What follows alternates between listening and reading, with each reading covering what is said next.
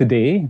Um, this is the panel discussion, how to listen to solidarity as part of Nusasonic's ongoing series of workshops and panels called Gather, Share, Evolve. I'm Mervis Pina from Wasak Festival of the Recently Possible, one of the organizers of Nusasonic. Nusasonic is a multi-year project that plunges into a broad spectrum of experimental sound and music cultures in Southeast Asia and beyond, enabling dialogue within the region with Europe. The project is collaboratively created by Yes No Club, Yogyakarta, Play Freely, Black Kaji, Singapore, CTM Festival for Adventurous Music and Art in Berlin, and our festival, Wasak Festival, the Recently Possible in Manila. So since last year, since the pandemic, a lot of our activities have been online. It has its advantages and disadvantages, but I'm very happy that so many different people from different time zones can join us. So good evening, good afternoon, and good morning. I would like to introduce the panel lists for today, starting with the moderator, Shafia Tudina, or Dina from Kunchi in Yogyakarta. She will be our moderator this evening. Dina has been developing her curatorial practice at the intersection of art and the politics of organizing. She works as writer, curator, and member of Kunchi Study Forum and Collective in Yogyakarta, Indonesia, where she is notably involved in the School of Improper Education, a lifelong project on studying about studying. And Kunchi, her collective, inhabits a precarious position of neither belonging to existing disciplinary boundaries while simultaneously aiming at expanding them.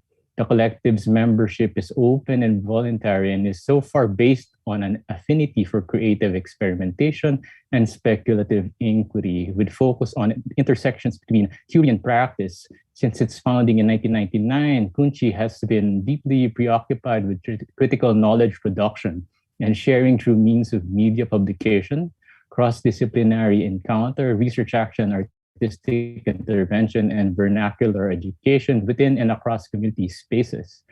Her panel includes several people and collectives, including Reem Shadid, a cultural organizer, researcher, and curator. Her show for the Palestine-based Radio Al-Hara, Listening with Reem Shadid, constitutes monthly listening sessions with artists, researchers, and curators working at the intersection of sonic, visual, and literary productions.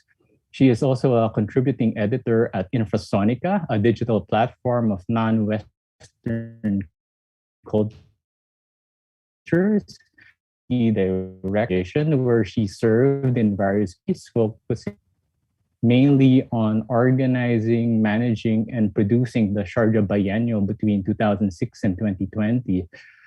Shadid's research is focused on the intersection of socioeconomic forms and the imaginary and emancipatory possibilities of artistic practice. Among her recent curatorial projects are Speculative Imaginaries in Proyector Madrid, New Affinities at the B7L9 Art Station in Tunis, and many, many more. She is currently in residence at Ashkal Alwan in Beirut.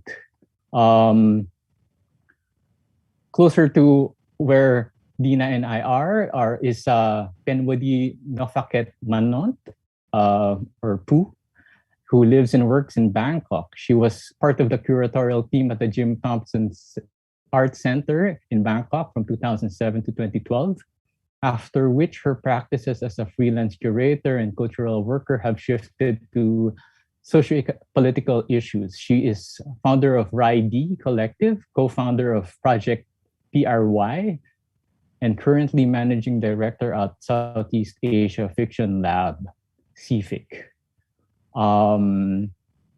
And we have Radio Tropiezo from Mexico. Radio Tropiezo is one of the many sounds emitted by Cooperativa Cráter Invertido, a Mexico City-based collective founded in 2011. Composed of shifting members with or without academic backgrounds in visual arts and free media, Cráter is a space that brings together art practices and collective processes to create a common imaginary to understand our own journeys across realities and territories, as well as the ecosystems we are part of. Radio Tropiezo is an open autonomous meeting space of study and experimentation through the transmission of or recording of sound in different formats in media. It consists of a series of self-publishing radio projects where artists and researchers develop different concepts and intersect these with the medium of radio. And lastly, we have Operation Hanoi Hana from Myanmar. Unfortunately, due to security purposes, they won't be joining us live today, but they sent over a statement, which we will read later. Hanoi Hana, the nickname given to the woman who became famous among US soldiers for her propaganda broadcast on Radio Hanoi during the Vietnam War, is the name adopted by the anonymous collective Operation Hanoi Hana. They record, engineer, and disseminate audio materials for their ongoing psychological propaganda campaign against the terrorist dogs, the Myanmar military junta and their allies, who continue to mercilessly oppress and murder the people of Myanmar.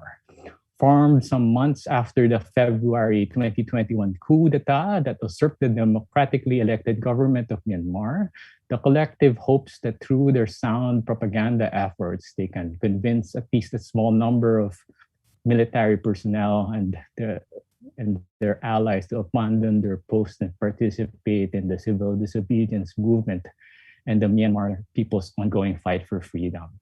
So those are all our participants for this panel. I'm going to turn it over to Dina, who shall introduce the panel discussion topic. Take it away, Dina.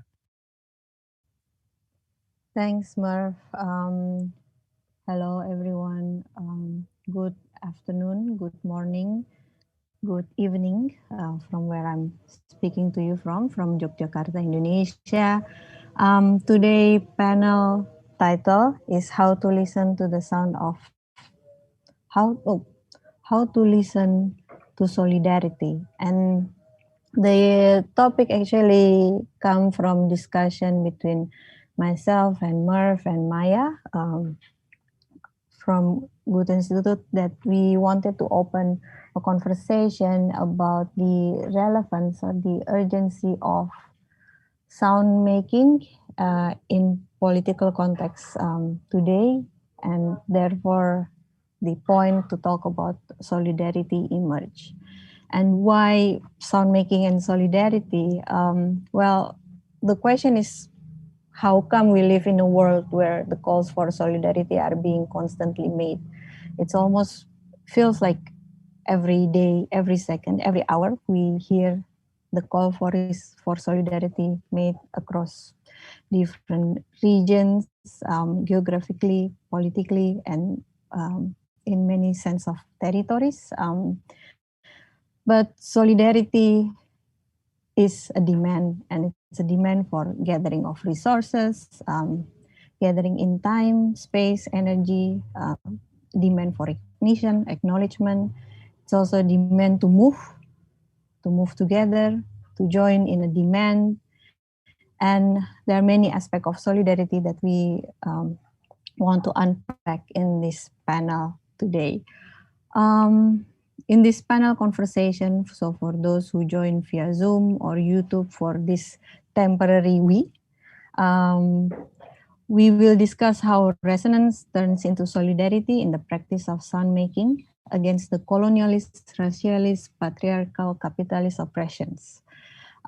Furthermore, from our panelists today, we will learn how this practice of sound making, but also what are the tools available for this. We will listen from their experience or their own practice.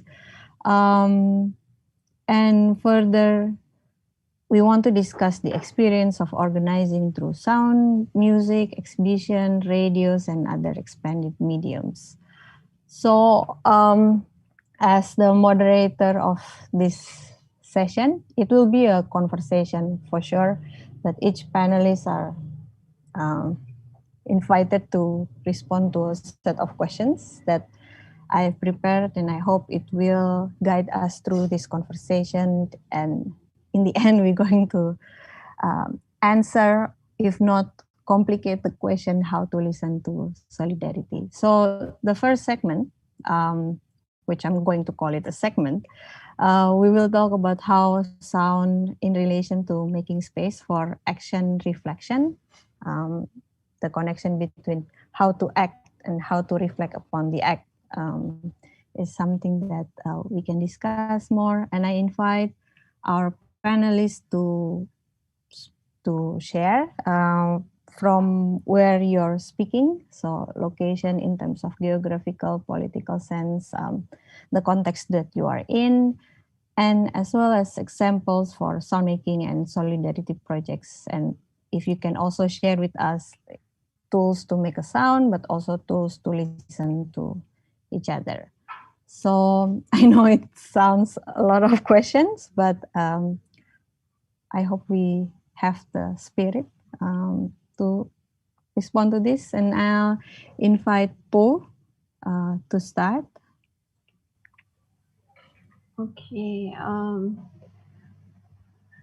This is Po from Bangkok, and actually the first session I might not share about the sound that involves with the calling for solidarity first, because I'll share you about what happened in 2014 that I have gathered with some other practitioners from the arts and film industries, and also some journalists, that we trying to call for our basic rights to have national election votes, because at that time it was more like there were groups of people that I will explain later that try to prevent us from going to have the election on 2014 during February. So what we have done was trying to do more. We call it happening art. So I'll show you what we have done with the two events. So this the first one. This is we call it "Let's Go to the Pole." Our group is titled "Ant Power," and this one is called "Let's Go to the Pole," and we arranged it in front of Bangkok Art and Culture Center, in the center of Bangkok. If you might have been in Bangkok, you will be familiar with the space. So I'll show you the first event first.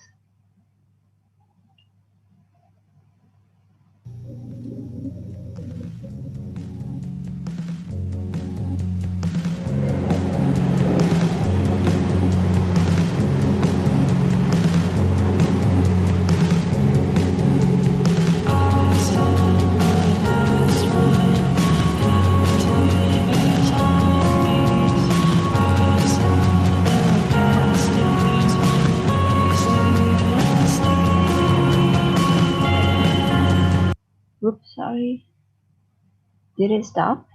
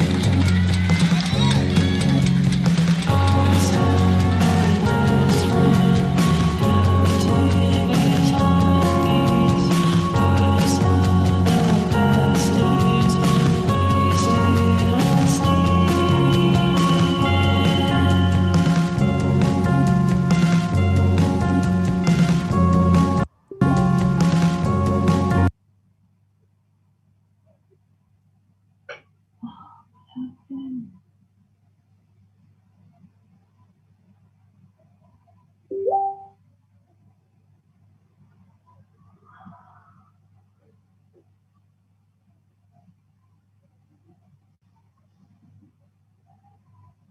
did it play? Okay. Yes, yes. Okay. I'm a bit confused with sharing things. Okay, there's another one. I'll show you the. So this was the first one that I'll explain a little bit more because we were told that there would be the incident called shutdown Bangkok to try to prevent people to go to the poll first during the end of 2013. So I have gathered all these friends in the art and filmmakers, and I've told you before that we should do something together along with the journalists to have them do the press, and then so it can be used to PR for the next step that we could do. So the next 2 weeks we have done more events in front of the ACC again, and also at other places. So I'll share you another event that we've done together. That the second time we have joined with another group of people who wanted the same aiming for the same goals, to have basic for us to have basic rights to do the election. And so we joined together and did the happenings on the SkyTrain platform, and the other one like right in front of the ACC. Let me show you. Hold on.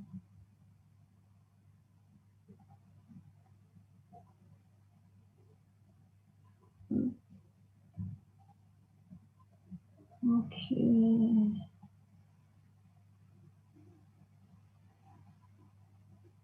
Okay, this one is called Vote As You Like.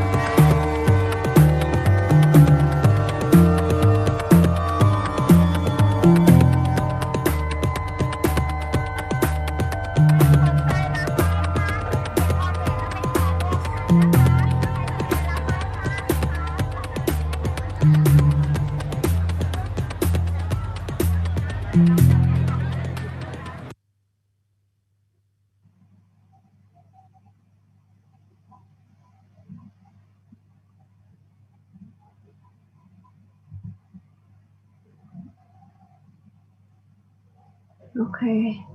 So that was the next one that we have done, and we joined with another group that called candle lighting groups. So we started with trying to have our artists make on the design of making postcard, and so people can vote as they like you know, they can either vote for some party, or they can either like check for no votes. And then later on, we join force with the candle lighting group by having all these people who join us like go down and then do the candle lighting all together. So these two groups that trying to um, call for the solidarity about the 2014 national election.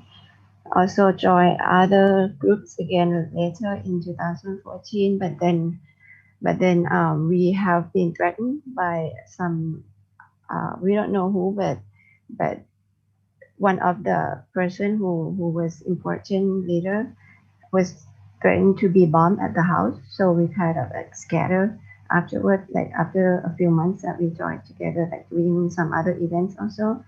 And not long after that, like in May, around May on 22nd, there was a coup d'etat, and since then we have never had a democratic uh, ruling again. So that was the two events that I would like to share with you guys.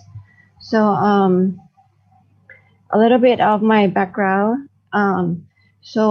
Actually, I was like, as Merv has introduced me, that I was a curator at the Tim Thompson Art Center before, and right now, and since after 2012, I became independent. That's why in 2014 it was possible for me to do this kind of activist action, because if I belong to others institution, it's almost impossible that I could do that, because during this past 10 to 15 years, not only people in the Thai society have been divided and polarized, but in the art scene also, as you may have heard, that we have been separated into two groups, and people call us like red clan or either yellow clan. Red clan represents people who's pro-democratic, and yellow clans are known to be pro-royalist, even though they said they are also democratic. They believe in democracy, but they are more like a pro-military and pro-royalist, and that's why we became like in conflict since then. And from my personal background, I kind of have a chance to get into this political environment, because my family, I grew up with in a politician family, and it's like not a new thing for me, like to do some kind of activism action, because like since I grew up, I have been with my parents going out for the political campaigns, and even pushed to be on the stage to like, since I was like in elementary school, like to talk to the people, and go to the chorus area, or even like enjoy like political parties like um So I have been kind of like surrounded by this kind of political environment since I was 3, I guess. So this is, for me, I have realized that Thai politics has never been normal and never been democratic since I was child. So after I decided to go for art, I kind of knew that I would someday express my political ideology through the art. But I only had a chance until I became independent. Right. And this is for the first section. Thanks, Paul. It's very generous for you to share the video with us, but also to give a background on the political situation in Thailand, as well as from your own personal background and how you involve in such creating such tactic or strategies for bringing political issues in public space. And to extend the conversation, I would like to invite Rim to join and to share your point of view from like first introducing yourself, from where you're speaking, and as well as some examples of projects in solidarity and sound making. Hi, thank you so much. I am speaking from Beirut, Lebanon. I'm doing right now a residency with Ashkal Alwan here, a curatorial residency. I'm Palestinian. I don't know if that then explains political or not, but because you asked about political sense. But yeah, I want to thank you, and I want to thank Merv, and of course for the invitation, and you, Dina, and Rangi, and Maya, and everyone, my fellow contributors also today. And I thought I would start with reading a small poem that I came across when listening to a conversation between two Palestinian activists and thinkers, Yara Hawari and Lana Tatour. And Yara Hawari referred to this poem that stayed with me when I was thinking of today. And it's a poem by an artist and a writer. Her name is Grada Kilomba. Yeah, and it's just a small excerpt. When they speak, it's scientific. When we speak, it's unscientific. When they speak, it's objective. When we speak, it's subjective. When they speak, it's neutral. When we speak, it's personal. When they speak, it's rational. When we speak, it's emotional. So the question of how to, I thought it was appropriate because you asked how to listen to solidarity. So I also wanted to bring in speaking about this and kind of like the different how people listen differently to people who speak, I guess. But anyway, so the question of how to listen to solidarity is very important for me because it kind of like hits on many heads at the same time. And it's also a question that I've been involved in for many years through various projects, which I will mention some in a bit. And I think probably I've been like subconsciously involved in this my whole life, actually, as a Palestinian. And like growing up, I remember very clearly that, you know, we had like a multitude of slogans and outpour of solidarity with Palestine, which continues, of course, to today. But from a very young age, I was very aware of who was in solidarity with Palestine and why. And maybe it's important to say here that it was always international solidarity that we were somehow seeking or celebrating. And it was only as a thinking adult, which is not too long ago, I realized the importance of like solidarity towards and within ourselves, especially in Palestine, where there are many Palestinians and many Palestinian experiences that vary massively, of course, due to the occupation.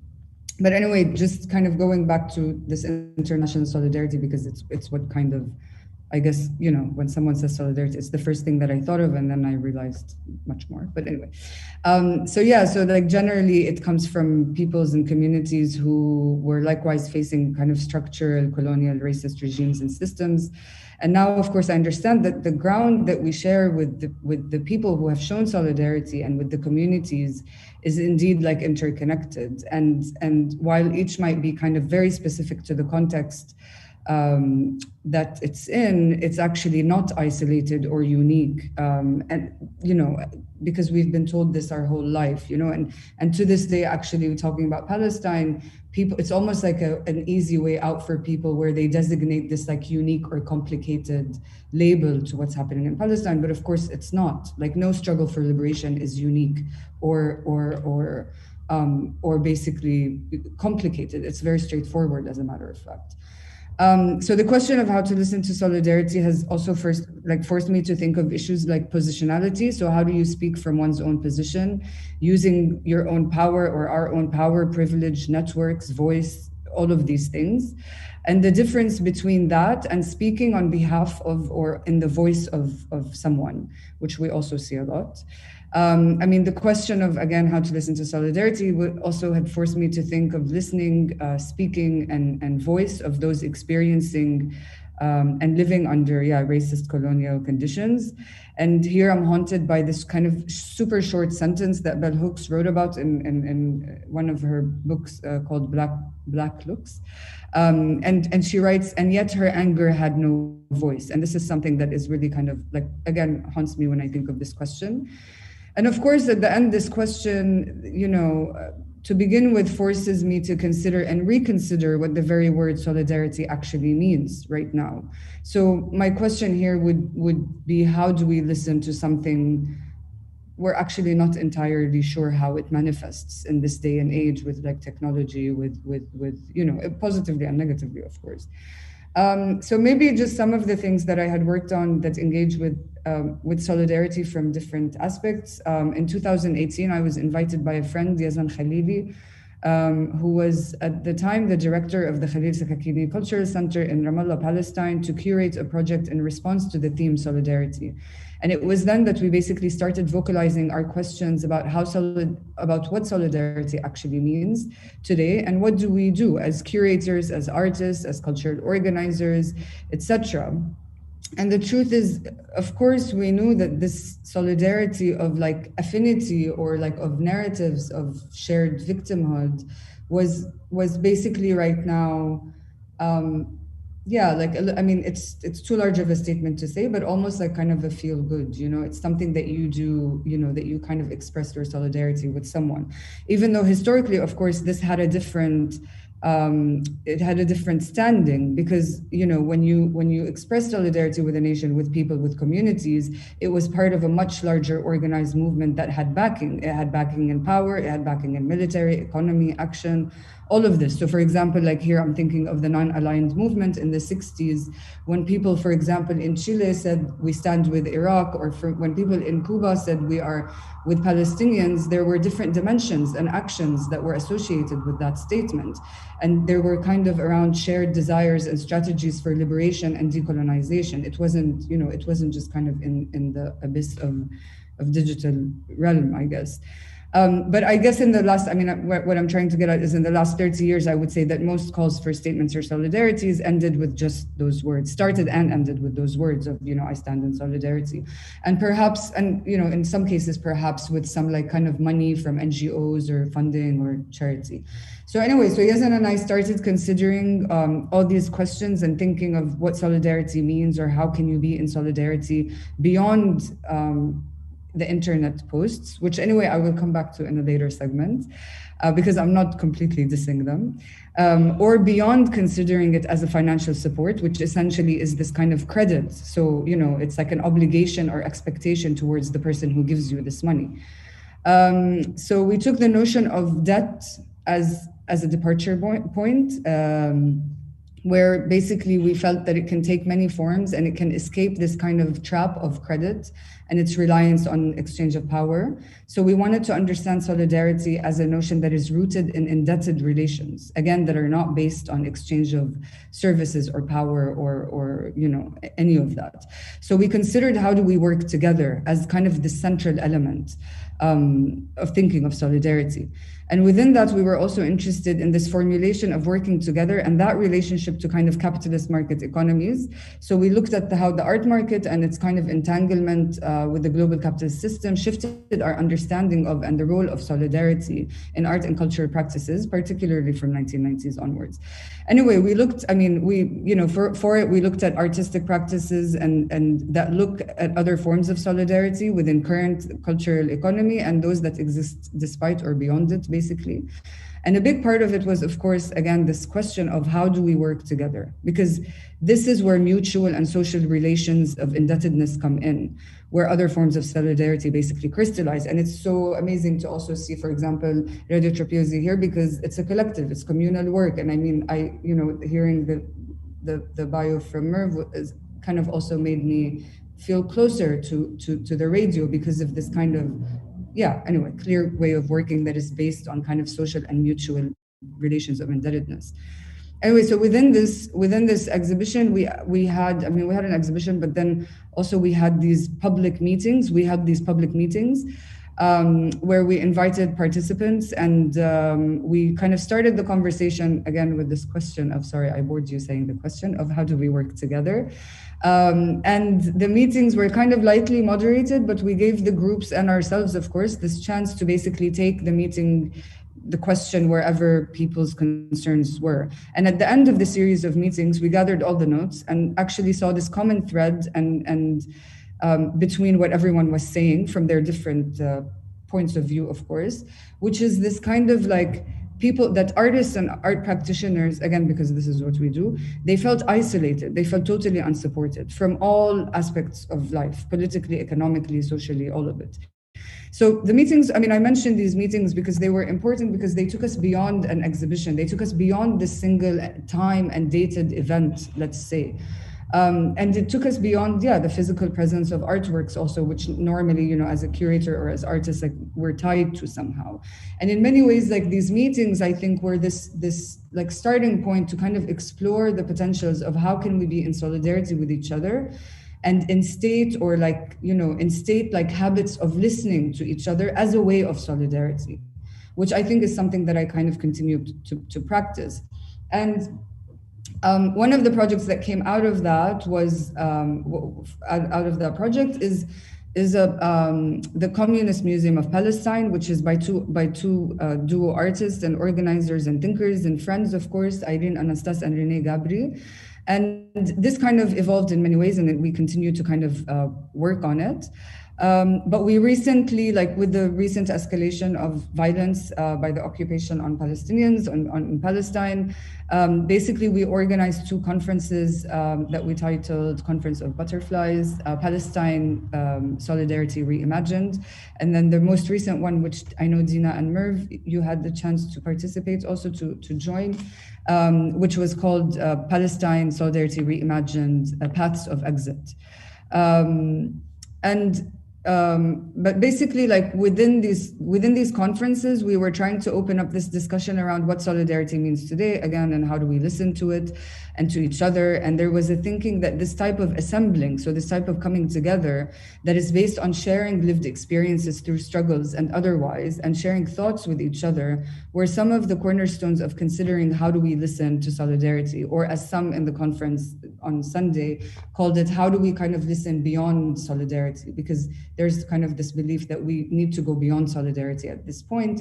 And if we can reimagine solidarity as this kind of global coordination effort, again, given the technological tools and kind of global entanglements. And then maybe lastly, sorry, I don't know if I went for too long. And then maybe lastly, I just wanted to share some of the work on, some of the work that I do on Radio Hara, which is an independent, autonomous, actually, radio from Palestine that started with the pandemic in 2020. And then in April in April 2020, I started the show with them that basically proposes questions around what constitutes sound and what are the different ways of listening. And I did this through listening sessions with artists who work at this intersection of sonic, literary, and visual production. And I mean, it's been immensely rich to share my curiosity, which is like my own vortex of like how to, with an unknown public, obviously, but also to kind of think together with artists and curators and researchers on how to listen to silence, also how to collectively listen, this idea of playback and what it means and how we think of it. Especially at a time like this, during the pandemic, during lockdowns, during these escalation of violences. And also like kind of things like revisiting archives and like challenging dominant knowledge production mechanisms through like listening and sonic production. And some of the episodes are in Arabic, but some are in English also. But if you have access to Arabic, you have more options. And I would strongly, like kind of in relation to this very specifically, I would strongly advise you to listen to kind of 4 particular ones that I think speak to today's question of how to listen to solidarity. And I think maybe Rangi is going to drop it in the chat so people have access, like the Mixcloud channel.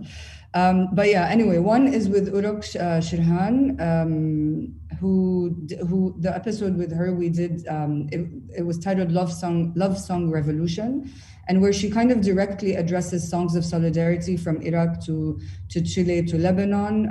And this was kind of I mean, she talks about it historically, but also in response to like Iraq, Lebanon, and Chile actually were rising at the same time in the fall of 2019. Yeah, 2019. So she also talks about that and talks about these kind of songs of solidarity. Another one is with researcher and curator Raya Badran, who on collective listening and radio projects, which is also, these 2 are in Arabic, which were also very interesting. And then another 2, I think, and those are in English, that I think really kind of speak to the soul, is like the soul. And I think that they're kind of around the strength of sound in like evoking these real potentials of solidarity. Our one is with Hajra Wahid, who's an artist, and it's titled Hum. And another one is with the artist Charwait Sai. So yeah, I think I leave you here and thank you for this opportunity to speak.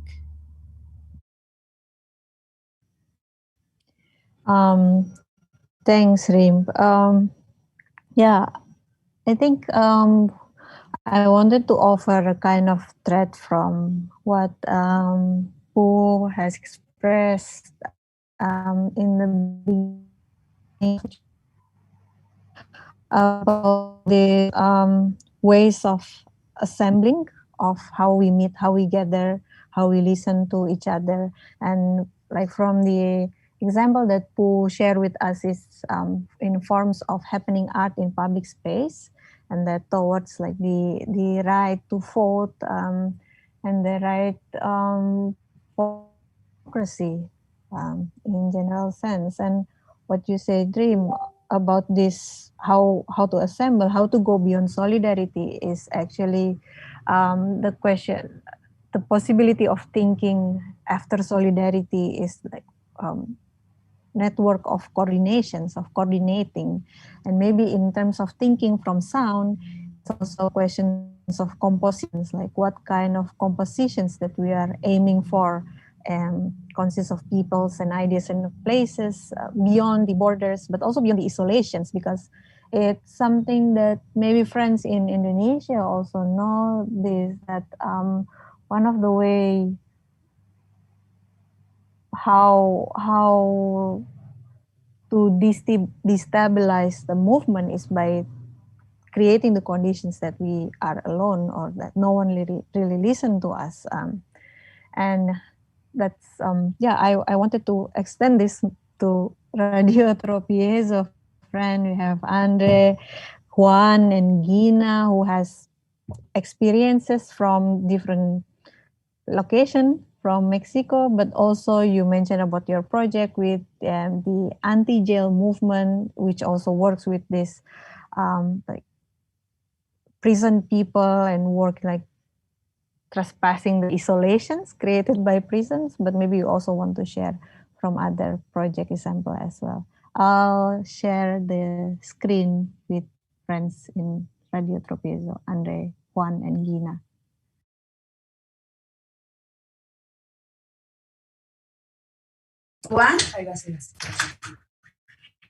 Hi everyone, we are very happy to be on this panel with all of you.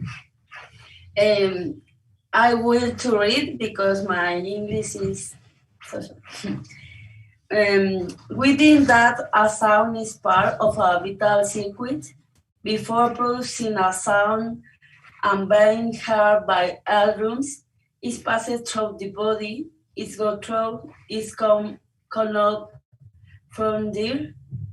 And that's how we think about solidarity.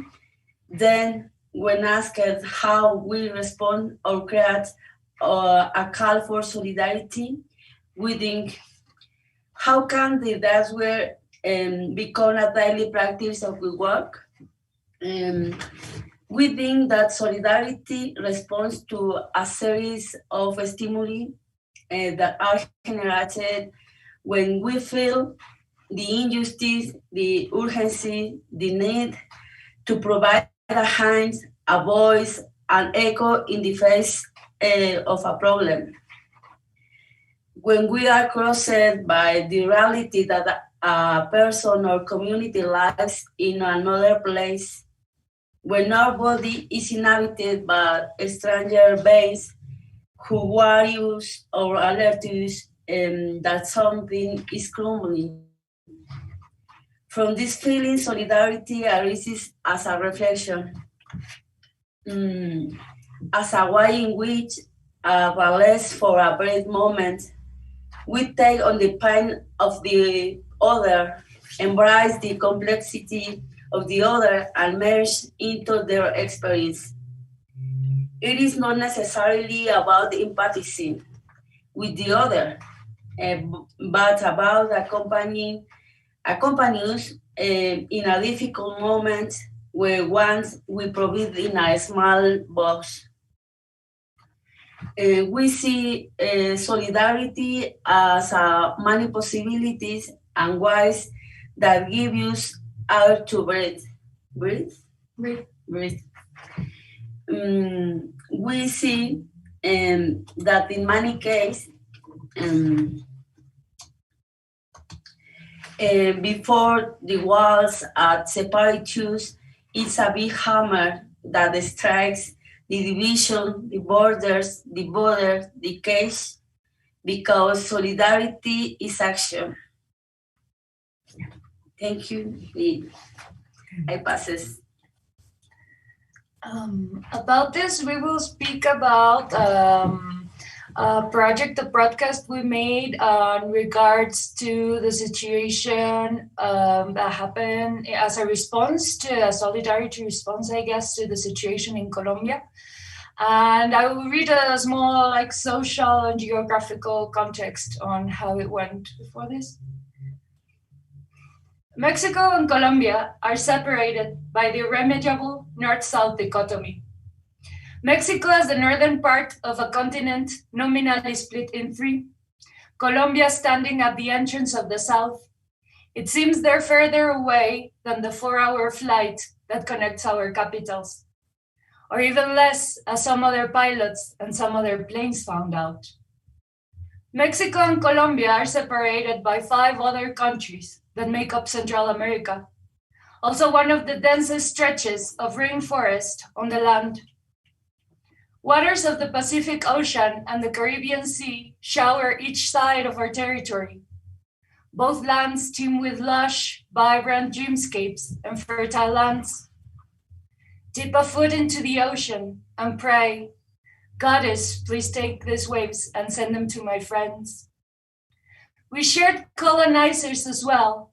Mexico used to be the new Spain, Colombia, the new Grenade.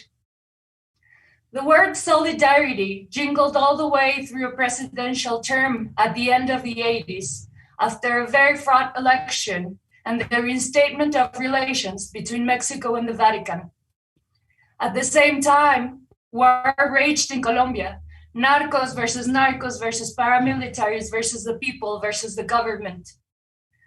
No one would have compared us then, countries far away. But today, one is referenced to the other in a genocide that knows no end. We're invited to ask if similarity breeds solidarity, but differences no longer abound. Nuances, perhaps. It's just the flesh that we are, resisting the boots on the ground. 3 years ago, Colombia had a fraud election as well. A man posing for the interests of the war. All the reforms and bills that ensued were made with strikes and pots and pans, noise making on the streets, resisting the boots on the ground. In the flesh that we are is the similarity that will suffice. The flesh that we are and the persistence of life. Turn on the mic and yell, electromagnetic spectrum, let me join my friends. Now we will share for you to listen to a fragment of the transmission La Revuelta en Colombia, the uprising in Colombia, that was produced collectively and read on May 15, 2021. This broadcast includes readings of some texts that shed different lights on the reasons behind the social discontent. There are also testimonials, voice recordings of Colombian people who follows in on the brutality on the streets. The introduction is the reading of the poem Encuentra la salida, Found the Exit, by Rocío Viedma. We conceive the transmission as a solidarity gesture because the bloody repression of the government of Iván Duque. We take the radio as a potential media to take down the infamous mediatic censorship. Meow, meow, meow, meow. Meow, meow, meow, meow.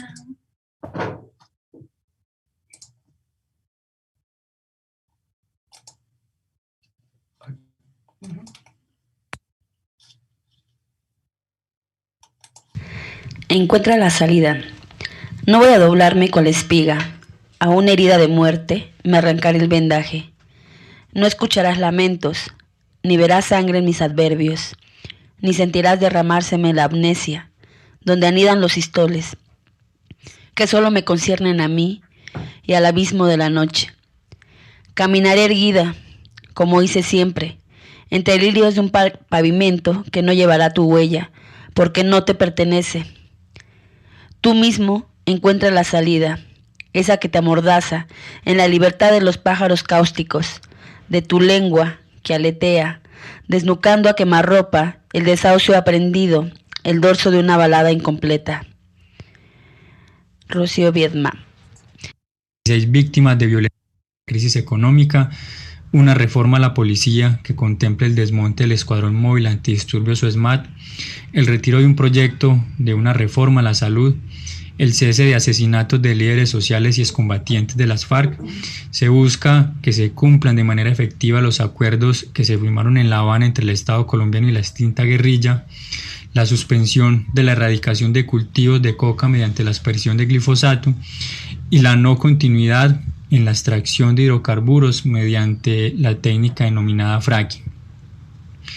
Estamos ante unos niveles de violencia de gran proporción. Según la organización no gubernamental Temblores, hasta el día 13 de mayo se tenían las siguientes cifras: 362 víctimas de violencia física, 39 homicidios cometidos presuntamente por la fuerza pública, 1.055 detenciones arbitrarias cometidas contra manifestantes, 442 intervenciones en las gestión, siguen habiendo dudas y miles de denuncias de corrupción en el manejo que se le ha dado a esta política.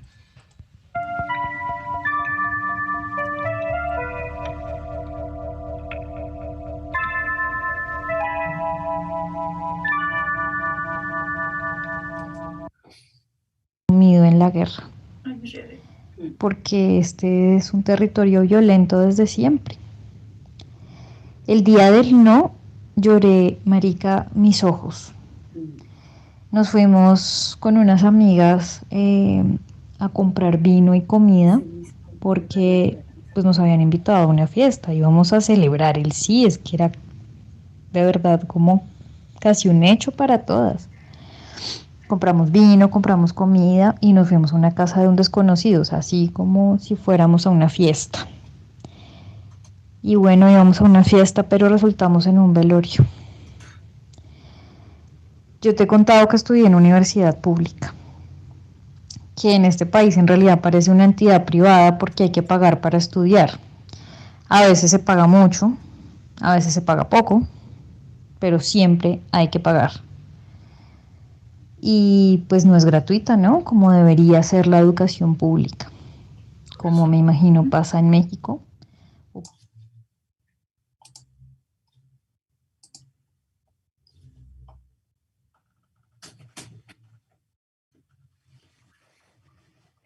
Okay, so that was the small sample of our collective broadcast, one where we subverted the question a little bit, like not waiting for the call of solidarity, but just raising as all the voices were raised and trying to, caress each other through the communication that sonic persistence allows us to. Thanks. Thanks.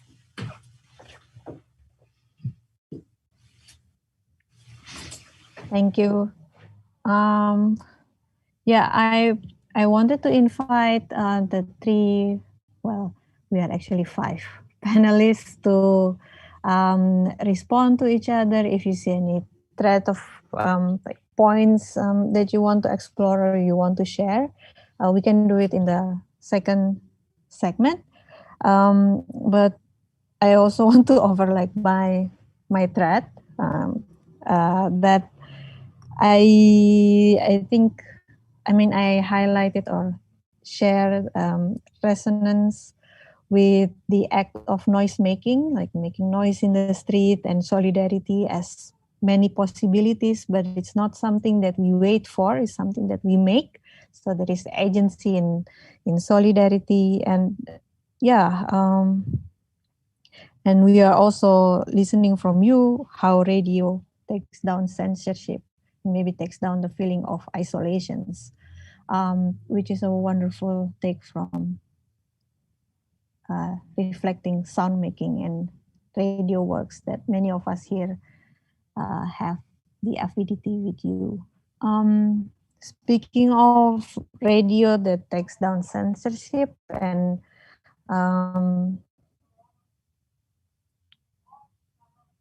also as a way of creating comradeship, I invite friends. Can you hear me? This is also very funny. A sentence that always emerges in this kind of seminar is, "Can you hear me?" Because my internet is quite not stable. But I want to invite, we're going to continue with reading of statement from our friends from Operation Hanoi Hana, whose statement will be read by Murph. Murph? Yes, you're there. Just to clarify, I'm not a member of Operation Hanoi Hana. Hanoi Hana is an anonymous collective, some of whose members have not met each other. They sent over this statement for us to read because they can't attend because of unstable internet and security reasons. So their statement goes: "Our initiative was only possible because of the initiative of others. We started our little propaganda project because it was in line with what everyone else was doing. This new age of social media has allowed anyone from anywhere to stand in solidarity with the struggles of others. The interconnected cultures and history lessons we get from the internet led us to take inspiration from our Vietnamese neighbors, kicking off Operation Hanoi Hana. we had seen how the on-the-ground protests had gone from appealing to the regime for the release of our detainees and the return of our democracy to directly insulting the security forces. We wanted to implement it in a more efficient manner, removing the need for actual people to be present. Over time, we realized that our messages could be used not just to antagonize the security forces, but to possibly to win them over. The volatile situation on the ground, at least in Myanmar, has left many searching for ways they can help without directly being in immediate danger from the security forces. This led to the development of an integral part of the revolution, perhaps endearingly named the keyboard warriors.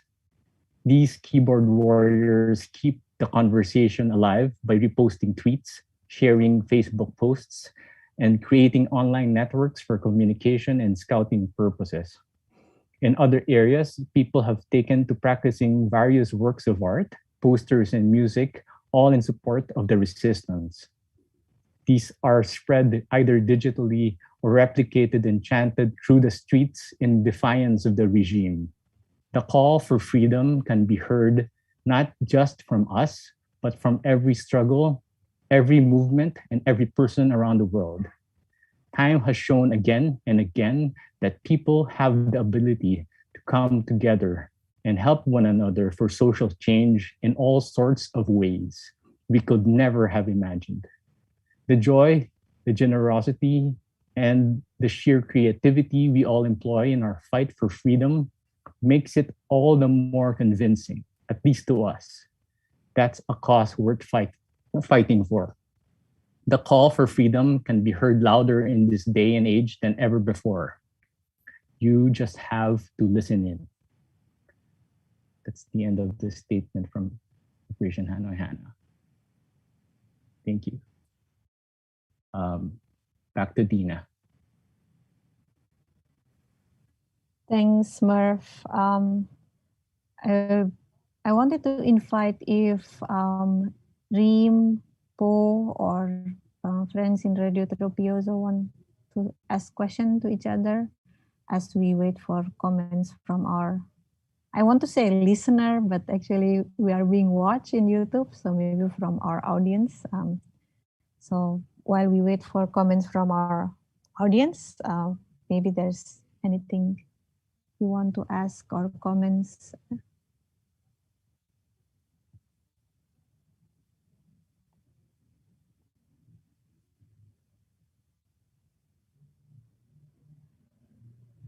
Not yet?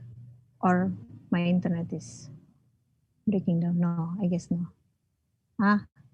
Okay. Yeah, so, Po?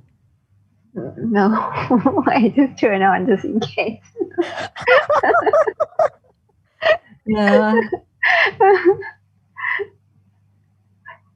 Okay. Yeah, so perhaps we can slowly enter, the second segment where we talk about what solidarity leads us to. This question is something that I picked up from yesterday, no, 2 days ago. 2 days ago conference co-host by Reem, conference of Butterflies, Palestine Reimagining Solidarity by the Communist Museum of Palestine. And what does it mean, like these questions, what solidarity lead to us? I guess this is also reflect my experience how solidarity is not, doesn't stop only in statement or in words like what Reem said, but it's also a call for to move or call for movement. So in a sense of movement, how we see the call for solidarity leads to move or movement. And yeah, if solidarity also calls for further assemblage of us, of we, um, assemblage or coordinations or compositions, what kind of compositions that we see emerging from these situations. It's a very, I'm doing free jazz now, so I hope you join me in my free jazz rhythm to share whatever appears in your mind. I know I put sequence or list for speakings, but I'm opening it for you if you want to, anyone who wants to respond to this question. Right. Okay. I can maybe add a little bit. I don't know if any of you like know about situation in Thailand or not, but I think most people in the world perceive Thailand as more like a peaceful country. Like people, when you come for touristic places, and facing with people smiling at you all the time, and But like I mentioned before, that I grew up in politician family, so I knew since the beginning that Thailand has never been a country of utopia like that. And because our constitution, it's called, I'm giving the background of Thailand more, so just in case. Our constitution is called constitutional monarchy, so that means it's the rules are under the monarchy watch, but before we never understood like what does that mean, because Thai people always play with the wordings and myth and discourse, and this is very kind of tricky, as I perceive that Thai people are quite tricky, using those wordings to lie to others, to each other, especially the Thai state lying to the people. So that's why I mentioned that we have never been actually under a democratic system, because we have been a lot of under a lot of coup d'etats, like at least 13 already, and even more, because one coup d'etat after another coup d'etat has been like the double coup d'etat. I don't know how to explain this, but I don't even know why there's double coup d'etat. How the military are not only one side, but there are other, maybe opposite sides of the military groups too. So there are a lot of layers and conflicts in the Thai politics that many people in the world don't really understand. But the problem that I could maybe interpret to you guys, that I have tried to digest it by myself, is that because we have the monarchy, and the monarchy has the military as their how do you say, protector or soldiers, or and we also have the religion like Buddhism as a tool to kind of like propagandize people to be to I don't know how to say, but to feel like moral if they are very obeyable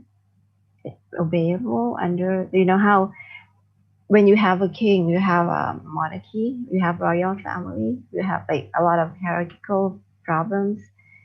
And so people in Thailand mostly believe that if you listen or if you obey to the royal family, to the monarchy, that means you are nice people, you are a nice Buddhist, and there you are accepted in the societal status. But if you are not, if you don't respect the monarchy, you don't respect the king, you don't respect whoever is on the side of the monarchy, you are like perceived as evil. So that's why there are separated sides of the group of people who have been like fight with each other for recently, like for more than 15 years, like as red and yellow groups of people. And before, when I was doing this event, the happening event I showed you guys, of course it was like really risky because during that time, even that I told you that I gather many friends to work together, but people who work in the institutional, in the how do you say, art institutions, or people on the the rank top, like chief curators or famous filmmakers, they couldn't really come out, like show express themselves to the public that they joined our group, but only me, because I could express myself because I just resigned from the Jim Thompson Art Center like the year before, and so that was kind of risky. But for me, because like I said again, like I grew up in the political family, a politician family, so it wasn't like really scary, but I was used to it. I was used to how to be threatened by other people. Like when I was a child, there were calls, like many calls, and then my dad's secretary kind of like noted down that, oh, there'll be a bomb next Monday putting in front of your house. That happened all the time, like when I was young, like until I graduated from university. So that was for me. It's not like really scary to come out, but you have to really accept that at the time, like 2014, 13. And after the massacre in 2010, nobody really wanted to come out much. So that was a lot of problem that occurred between people in the society, and the separation between people in Bangkok and people in the other area of Thailand, like Isan, especially Isan is the northeastern part of Thailand. So the whole country had been divided. Right, and that's why it would go at this would lead to my next topics of speaking, why I don't want to work in Bangkok anymore. Right. So I have perceived that people in Bangkok, or even my friends who I grew up with, like 80%, they kind of hate me of doing this kind of work, that they perceive me as going against the monarchy, the military, who are the protectors of the monarchy, and I'm like part of the evil that who are not nice to the country, and go against the morality that they hang on to. Yeah, this is how Thai people are, and we are still facing the same problem, especially under the pandemic problems. So I wanted to share before we going next to the. Any of you have come to Thailand beside Merv? Dina has, right? Oh, you have, right? Maybe you can share with me how you perceive about Thai people or Thailand. Right. I was only there for a couple of days, to be honest, and I went to work. Also, maybe just wanted to. It's again internet problem. Yeah,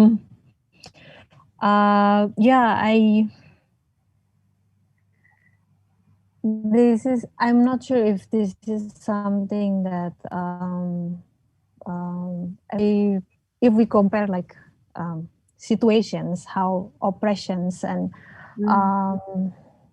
censorship implemented in different places, it seems like, of course, there is a patterns on creating not only the polarizations. It's a polarization in horizontal level, like what you mentioned between cultural and art workers, and how this resistance is tied into morality values. That if someone is against the state, meaning that the person is not a nationalist person, or that there is a stigma towards it. And I can speak that at least in the situations of Indonesia, for example, we have similar situations where the human rights violations, the oppressions, the extractive capitalism that happens in West Papua, for example, are being invisibilized a lot in media and in public space. Even there is how to say, like a censorship if you talk about West Papua, meaning that you are surrendering your safety because it's considered as betrayal of the nation, and it's that situation. And there is also these contradictions, like how the in Indonesia context, like how the issues, the struggle of West Papua people are considered as something that can be measured if you are a nationalist or not. But sorry to interrupt you, Rim. I wanted to share that reflections on how this positionality of like cultural and art workers in these issues. But maybe you want to share in the context of how the struggle of Palestine people and the movement of the BDS, and how the solidarity not only but like solidarity from international solidarity are organized in support of the movement. I was just telling Pooh that I went to Thailand for work. I went to see the biennial a couple of years ago, which was run, I think, by the state, right? Yeah, right. There were 3 biennales at the same year. Yeah, I went to the one in Bangkok. Right. In Bangkok also we had 2 in Bangkok. One is Bangkok Biennial, and the other is Bangkok Biennial was run by the underground group of people. I was involved with it a little bit, and the other is run by the state, Bangkok Art Biennale at Bangkok Art and Culture Center. Yeah, which you could totally sense. I mean, this is what I wanted to tell you also. You could totally sense that it was like organized by the state. But yeah.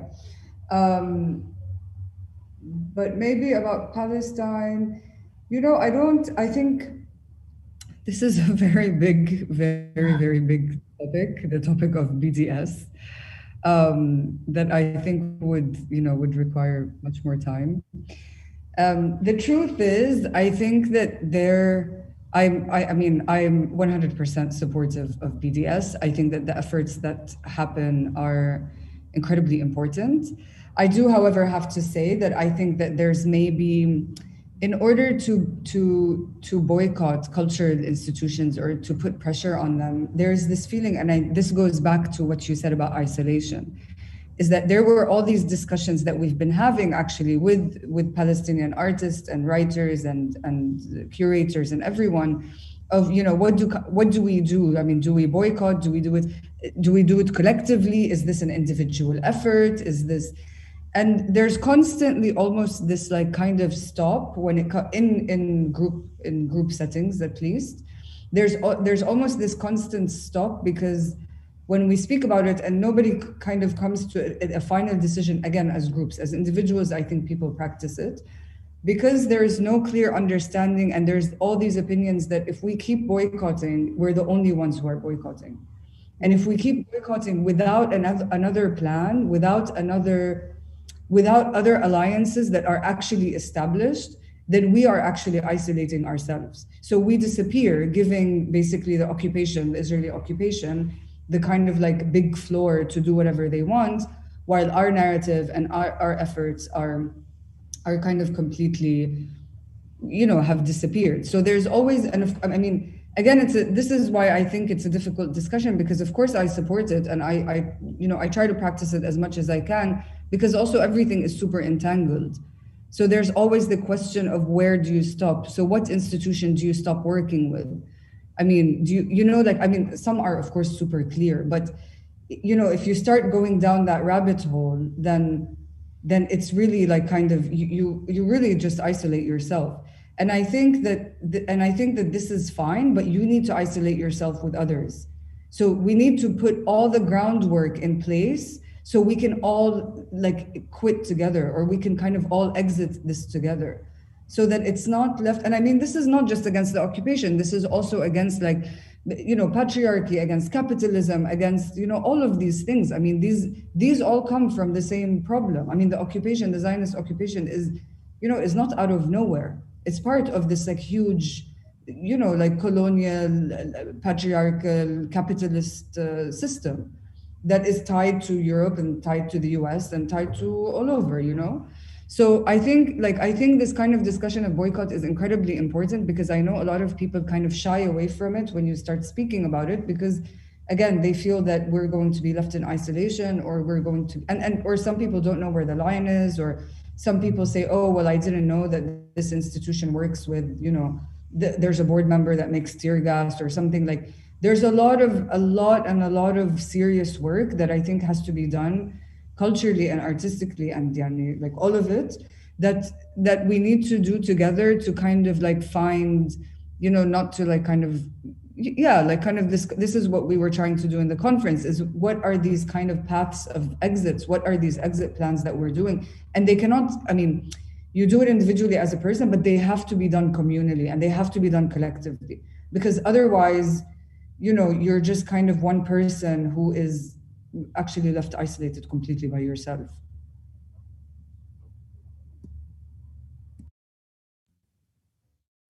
Thanks, Rim. And thanks also for the generous response for such big matter. But it's also important, it's important to understand that acts in solidarity requires collective actions. It cannot be something that one do on their own, but it requires relations of interdependence, of entanglement. I think you also mentioned about the relation in depth, that we are indebted to each other. And I think that's something that friends from Operation Hanoi Hana mentioned, that our initiative, or Operation Hanoi Hana, emerged out of other initiatives as well. So I think in this sense, resonances in thinking, like sound thinking, buildings of resonances is perhaps both the groundwork, but also how to keep the conversations alive. And speaking of conversations and resonance, maybe friends in Radio Tropiezo wants to share your experience and how radios and sound making becomes a tool in making these resonances, and also working beyond isolations, or not to feel isolated.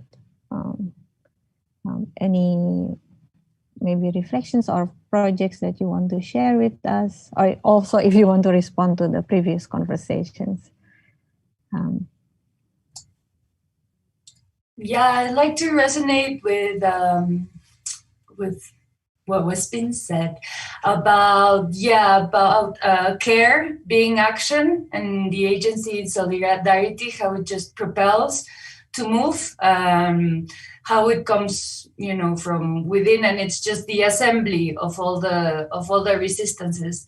From what Pose said, rang to me like what happened yesterday at a family situation, not my own, but someone's family. So formalities had to be, or certain care had to be placed upon what was exchanged. And at some point they said, they mentioned about this demonstration that took place on Saturday, which was just a march, a peaceful demonstration for lesbians and dissidencies marching down the street.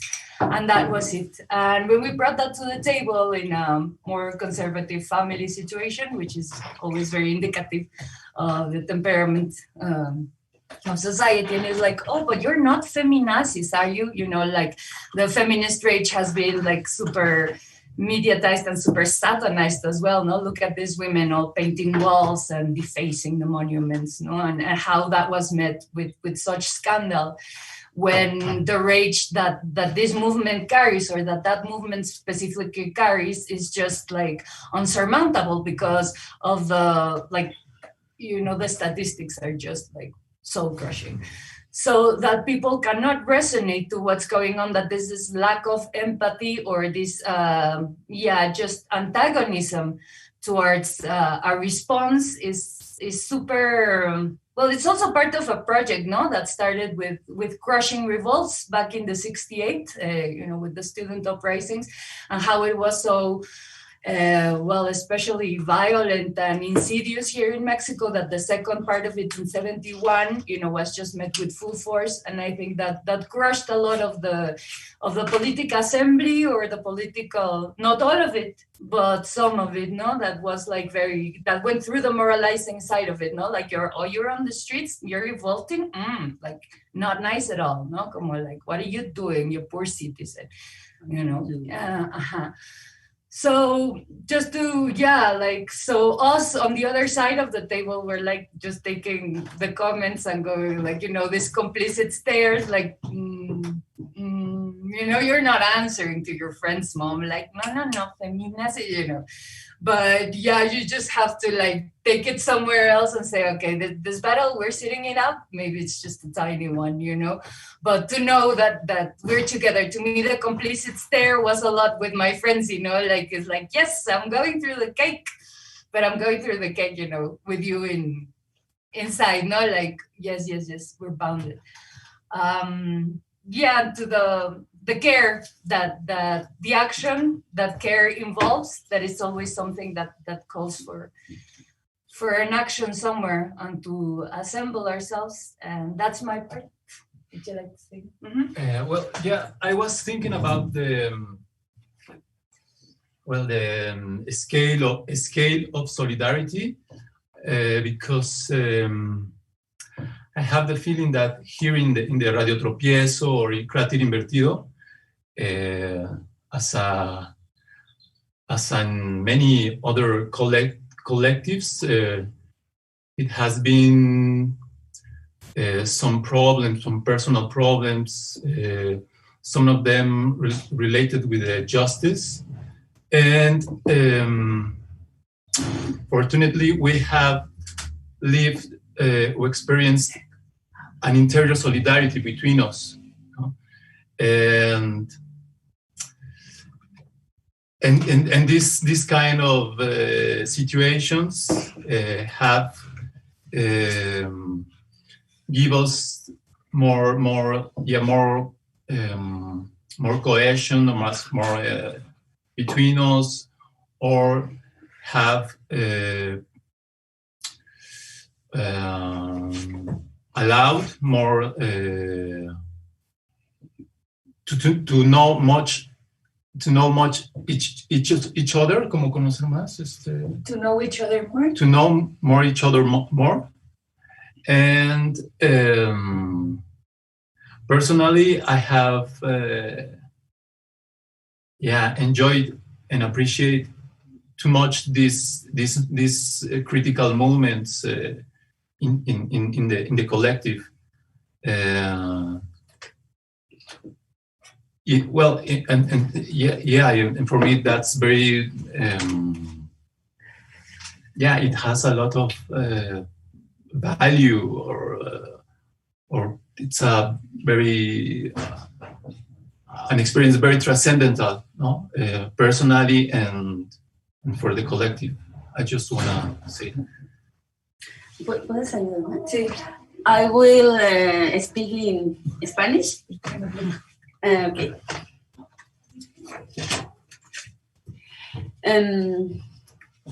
yo quería un poco decir, ¿dónde está? Cuando, bueno, pensé un poco en lo que decían sobre la posición frente a la solidaridad y cómo también asumir una posición tiene ciertas consecuencias. Cuando me digas, para. Y cómo también esas consecuencias que se ven reflejadas en términos a veces legales o persecutorios, reflejan muchísimo de cómo nosotras enfrentamos el mundo y reflejan también cómo nosotras, o más bien cómo la solidaridad se convierte no solamente en una herramienta, sino en una arma.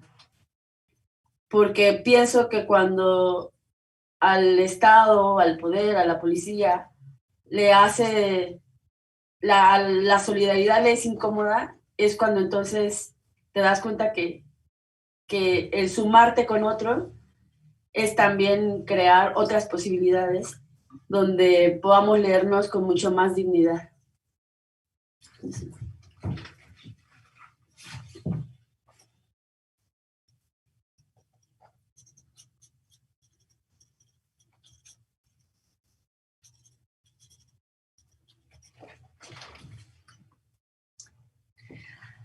This is Gina. She thought that about this position, how we place ourselves in front of solidarity, and how by assuming a position, it carries on certain consequences that also reflect, that can be reflected either in legal situations, persecution, etc., and how this also reflects how we face the world, our position before the world, and seeing solidarity not only as a tool, but also as a weapon. Because when you see how solidarity can make power uncomfortable, can make the policing uncomfortable, can all this assembly can destabilize that same system, how the adding up of each other can create other possibilities to rid ourselves with more dignity. Gracias. Thanks. Thanks. Thanks, Andre, Juan, and Gina. I think that's what we are listening and also witnessing is very important.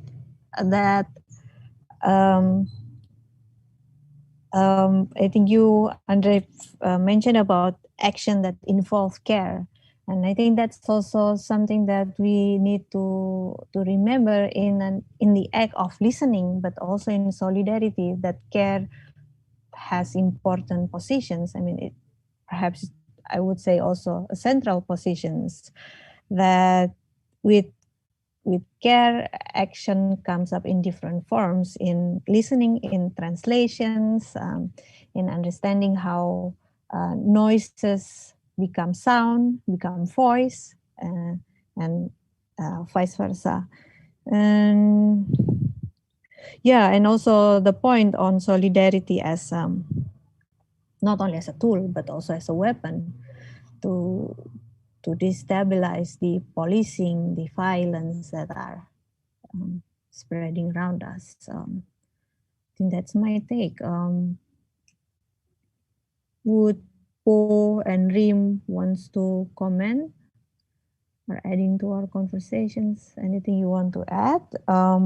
As I'm still inviting our audience to send their questions or comment in the chat box of YouTube.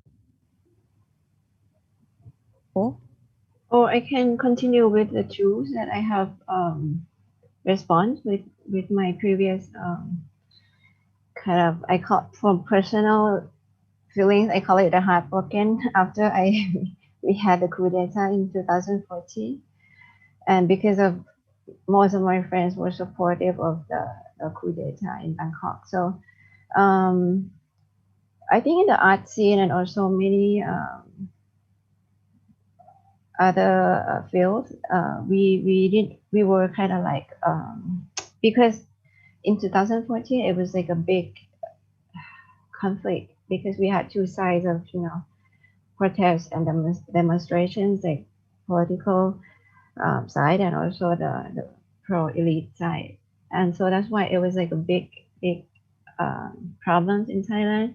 So in 2015, we were kind of like in silence, and no one didn't know what to do. Even people in the art scene or in the culture scene or even activists, we were all quiet. And until 2016, luckily that I have been introduced to the artists in the deep south of Thailand, which is the place where we call it a taboo area, because most people in the deep south are Muslim based, and people don't really understand or know of them as part of Thai people.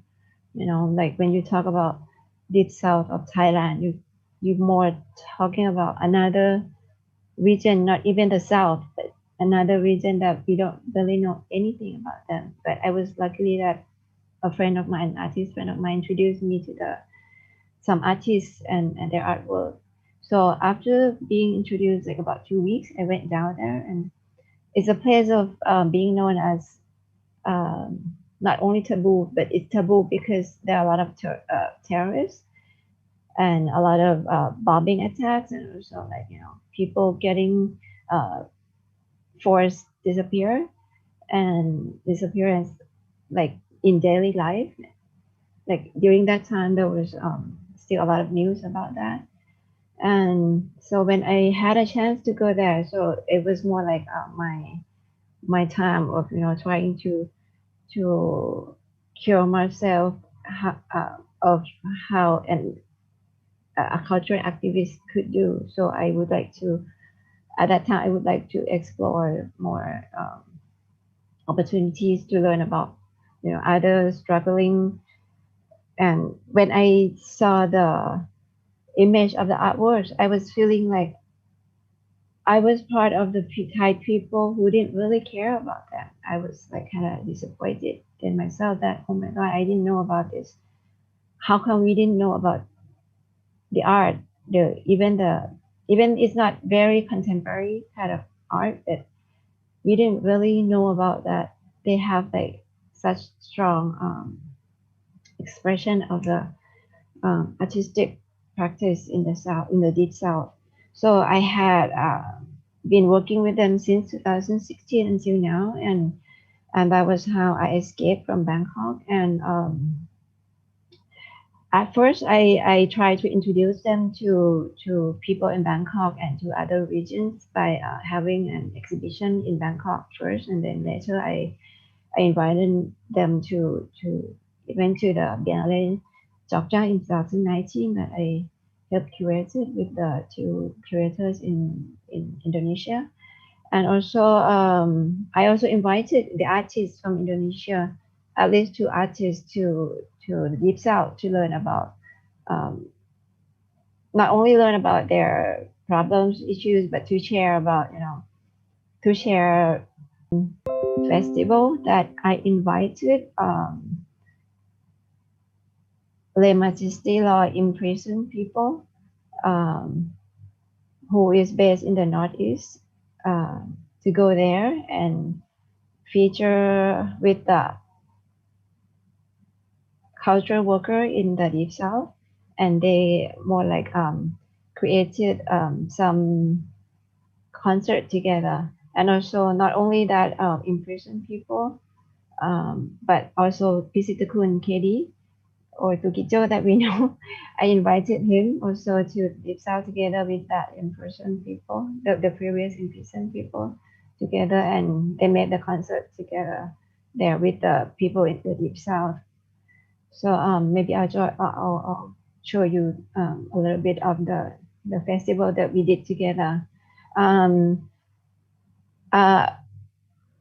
During those invitation that I made with these two artists, the cultural practitioner, we kind of like went around and did some research and talked to cultural worker, art practitioner, poet, and also just simple people who who knew about the historical stories in the Deep South, and they can share the suppression between people there and also people who came from Bangkok area and also from northeastern area who has been known as the people in oppressed.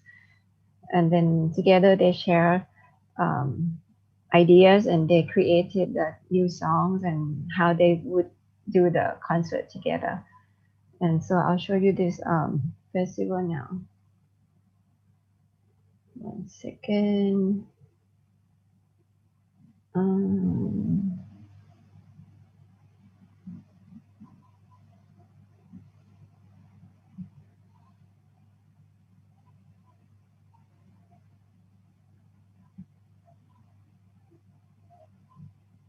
The file is quite small, so I'm sorry for that.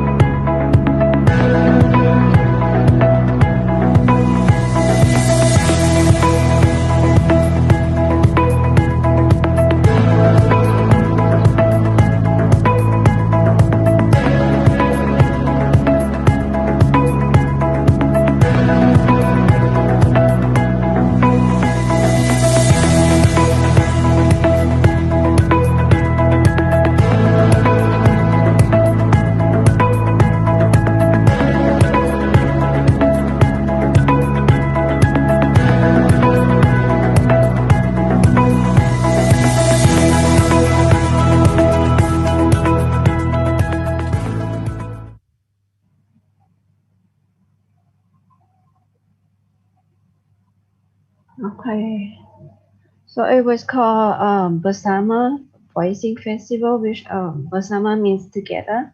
So it was like the first time that people from other regions had been working with the people in the Deep South in such kind of togetherness, festival. So in the festival, we didn't only have the concert, as you've seen, that we had people who were the locals having their DIY stuff, selling around this gallery.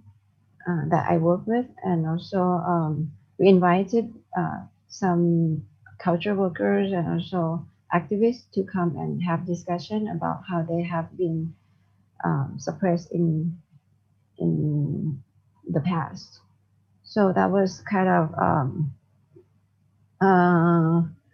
for me. It was, since I have been working with them, I consider this one was successful for myself, that I could have the people in the South kind of accept me as a person who would like to share with them. Not that I want to bring something out of them only, but would like to kind of like learn from them. And also they kind of, right now, I believe that they kind of accept me as a friend, that because it's not easy, because it's like more like a close community where I have been long suppressed by the military government, by the Thai state. And if you go there, you see a lot of checkpoints, like in every probably 500 meter or 1 kilometers, depend on the site.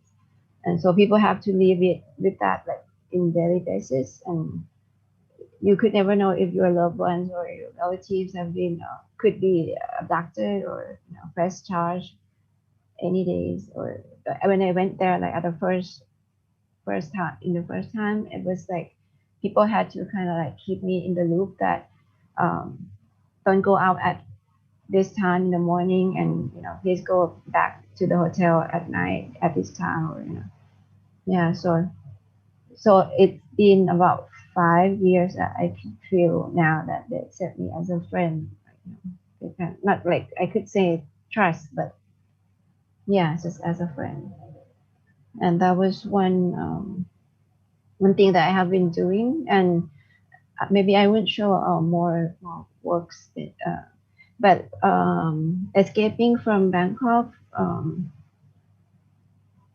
how I don't really think that working to call out for solidarity, it's gonna be successful anytime. So I not only working with the people in the South, but I try to extend working with the people in Isan as well. And again, this year, I'm working with people, the artists from Isan, which is one collective, and I will have them doing like a more longer research in the Deep South, and they will have a show together in Bangkok this end of the year. Right. Yeah. Right. Sorry to interrupt, but maybe we can also share more later when like in a conversation session. But I wanted to to bring our conversation into sharing tools that you already have, or tools, method, weapons that you've been using in projects, or that you witness friends are doing in their projects on listening and solidarity. And from Po sharing, I've noticed like how you use festivals, gathering, and singing as a way of building conversations and creating this togetherness. And I appreciate that you also share how this festival is this event is successful because you managed to become a friend for the community rather than someone that want to take, or those extractive relation between artists and communities that we often find ourselves evaluating always in these situations, and also trying not to be extractive to the community that we are working in. So I appreciate that sharing from you. And I wanted to ask Rim if you can also share any methods, tools, ways on how listening and sound making becomes a method to create or to build solidarity, if you can share. I think when I shared some of the things that I personally worked on with friends, but I think like when I was thinking of these tools, I thought of there was like a story that I saw on social media that came out of Sheikh Jarrah in Jerusalem, where like by something like the 10th day of the aggression, so this is in May, someone kind of mentioned that the loudspeaker, like the speaker of the neighborhood, was like arrested or confiscated 67 times by that first by like that first week, or like the 10th day or something. And then like this is common, like I've actually seen it, but of course 67 times in like in a week or 10 days is of course insane. And then I was like curious if this is like a tactic that was used by other by kind of like other fascist regimes globally. And I found some examples, and like one of them was from Thailand, where I think like last year I mean, it wasn't confiscating of a loudspeaker, but I think 20 activists were arrested, and their charge was that they used a loudspeaker illegally. So, I mean, in this situation, it was a different kind of like configuration of the effect of loudspeaker. And then, of course, I found another story, which was from I mean, I know that there's a lot, but this was kind of like a quick search. And there was another story, which was the North Korea, South Korea border. So like North Korea, I think also in 2020, they had basically threatened South Korea that they would react with like aggressive military action if they did not against the loudspeakers that South Korea was using for propaganda. So there's like, so anyway, so it just kind of like it just made me think of this kind of device, which is like this loudspeaker, and of course, because I'm not an artist by any means, so I don't make music or sound or anything. I'm just interested and work with people who do. So I was like trying to think of what is it in the loudspeaker, kind of course conceptually, and like thinking also metaphorically of the loudspeaker, but also physically of the loudspeaker that was basically like causing such kind of aggressive and decisive reactions from all these regimes, like whether it's in Sheikh Jarrah or on the North Korea, South Korea border, or in Thailand. And then I was thinking of like kind of how do we think of how I was looking at how it actually works, and I learned, which is very simple, and sound people do not kill me because I'm going to simplify it, but basically like taking like sound and compressing it into energy that then basically becomes air pressure. I mean, this is like at the very base of it, how it works. So of course, then I started thinking like the same function of amplification that a loudspeaker does, that actually causes such like, again, such kind of like strong reactions in these fascist regimes, and actually such like fear, because of something also like Gina said so well before, is that they're scared of this kind of power that humans can hold together. So they're scared of this kind of the power that the sounds together can kind of can hold. So I was kind of like thinking of if then there are two. I mean, where that took me was that if then there are kind of like all these, this kind of I guess the reverberation. I'm so sorry, sound people, please don't kill me. But I guess I'm just sharing my thoughts out loud. It's like, so if this reverberation becomes too many, so if there are too many sounds and too many voices, then my understanding is that it causes something that's like called speech intelligibility. And that of course has a lot of limitations and a lot of causes for happening, but then it kind of had me asking the question of how do we bring these kind of amplifications together from different contexts, from different people, from groups of people, without them canceling each other or without it becoming impossible to hear or to listen to. So this is kind of the question that started my thinking of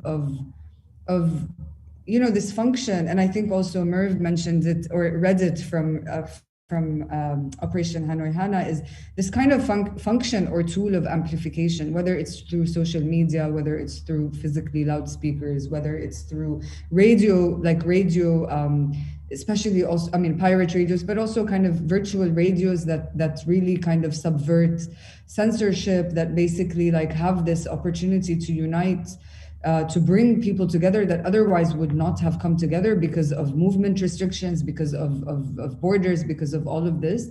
And I was thinking maybe of two specific examples, obviously from my context. And one is Radio Al Hara, where my show is.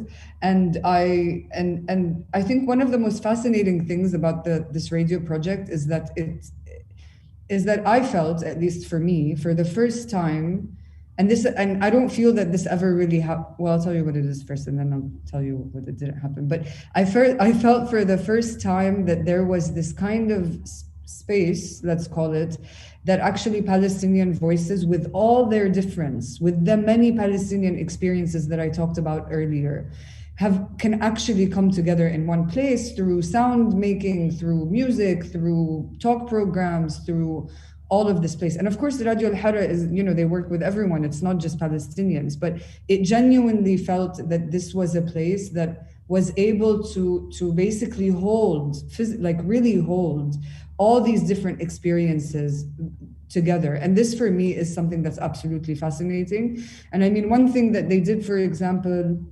and of course, people it's important for Palestine because of the fragmentation that the occupation has systematically been trying and have been doing for 73 years, is that for them, if we're fragmented, then we don't have this united voice, that we don't kind of have and understand that with all our differences, we can still kind of work towards something common. But of course, these kind of projects also bring together people from other struggles and people or allies who kind of want to be in this conversation with us. So this is kind of one thing that I wanted to say, which I think is obvious, and we have people from the radio here, so I don't need to say radio is a tool. But for me, this has been really, it has done this in a way that I think that visual art is unable to do. I don't know why, but I really don't think that it's able to do. And I think that this is something very important. But just to kind of maybe continue on what Radio Al Hara did now is that they have this program, I think it finished now, that was, or maybe it's still going on, Sonic Liberation Front, when the violence started more aggressively in May. And this is also something fascinating, is that they've had around 50 radios from all over the world reach out to them and say, we want to amplify, and we want to mirror this programming. So they didn't even seek, maybe later on they seeked it, but really they kind of just started receiving these requests. Can we mirror the Sonic Liberation Front? Can we mirror an hour of it? Can we mirror this specific segment? And I think that this is also something kind of, this shows you the kind of reorganized network around listening that is happening now. And I think that this is kind of something fascinating. Another tool that I know it's not, I think it's listening or hearing or in a different way, which is writing. So there's also Ma'azif. Ma'azif is an online magazine that writes very specifically about sound and music from all over the world, with a focus, of course, on the Arab region. And they write in Arabic. And this is why it's very unique. We don't actually have, in terms of sound and music, we rarely ever have good critical content in Arabic. And Ma'azif do this, and the online platform, and they now actually have a radio also. And recently they published this letter that was from a political prisoner in the occupation jails, about what he wrote it to Ma'azif about what he basically, his name is Hassan Karaja. I can't remember his last name, but I can tell you in a second. And I can share also these, I can also share these links. His name is Hassan Karaja, and basically he wrote a letter about the songs that he misses, because also in prison, in the occupation jails, you're not allowed to listen to music actually. So basically he was talking about the, and it's a form of kind of like stripping, or of stripping, like stripping everything, basically, when you kind of don't live with like kind of other sounds. And but anyway, so basically he writes, like he wrote in this letter, like the songs that he misses, the songs that he didn't know the words of but he kind of like remembers, the songs that are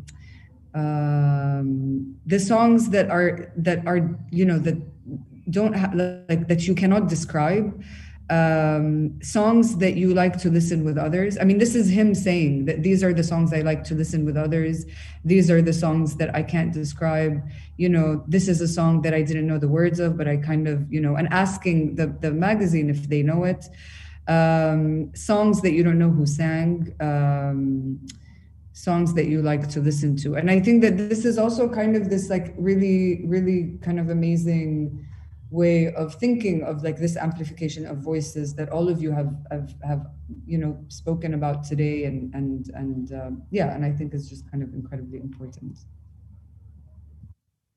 Thanks, Rim. Radio Tropiezo, you want to respond to tools or weapons that you created or you use?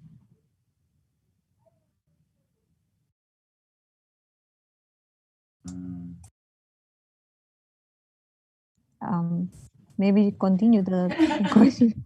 Like what? I guess that one of our more important weapons, I say, would be networks, like the strengthening and the using of networks. One of the collaborations that you mentioned earlier about our involvement with the anti-jail movement that we did was another podcast that was the amplification and the standing in solidarity with people, especially women. Well, people in jail, especially in the case of political prisoners in Chile during the hunger strike.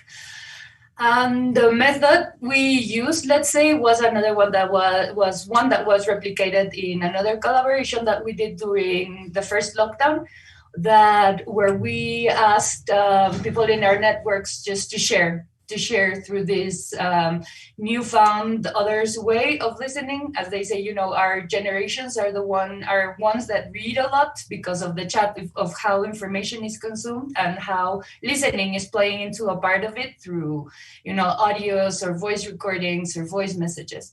So that's what we used mostly. We asked people for their experience, their feeling, or their share, and in so doing, to assemble it and amplify it, but also to reach out the hand in a way and just to caress the other. Like we're together in this in a way.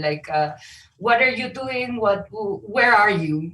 And we're here. And for example, that first part it was called COVID test. The first one, the COVID test, was super empowering because we, at the end of it, when they assembled the voices, it was like all of us were together again, from different places, from Kyrgyzstan, from here, from there, and we were all on the same track. So it was like a way of holding vocal cords, if that's a weird image, but let's use it.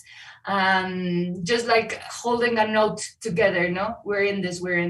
And the same was repeated the same thing we did for the broadcast, the anti-jail broadcast.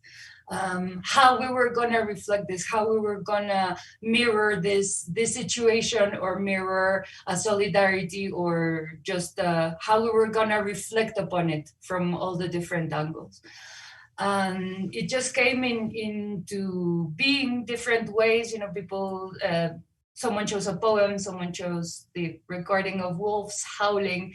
It was like different ways of just how we were resonating to this situation. And so basically is that the strengthening and the boosting of the networks the entire time, like not letting go. What can you, how can you, we can, we can together. That was our weapon of choice.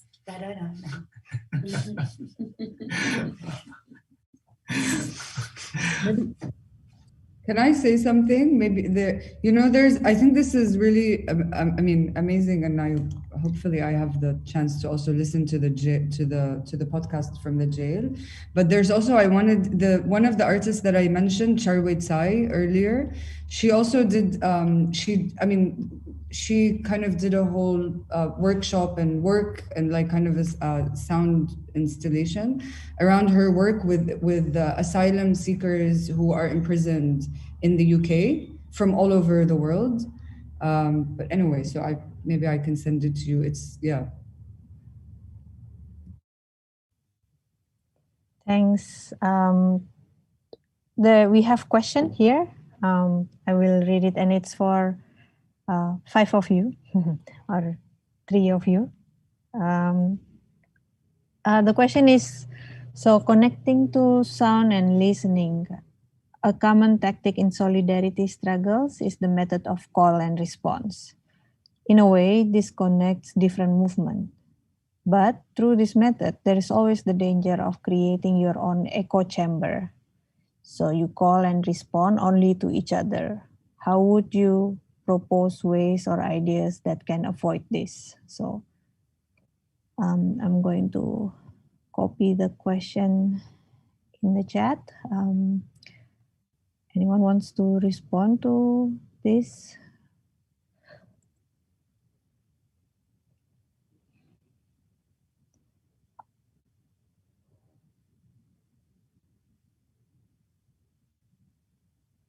So how to avoid echo chamber, that we only call and respond to each other or perhaps to those who are same with us. So maybe that's also the topics on how to reach out beyond sameness or like the different positions.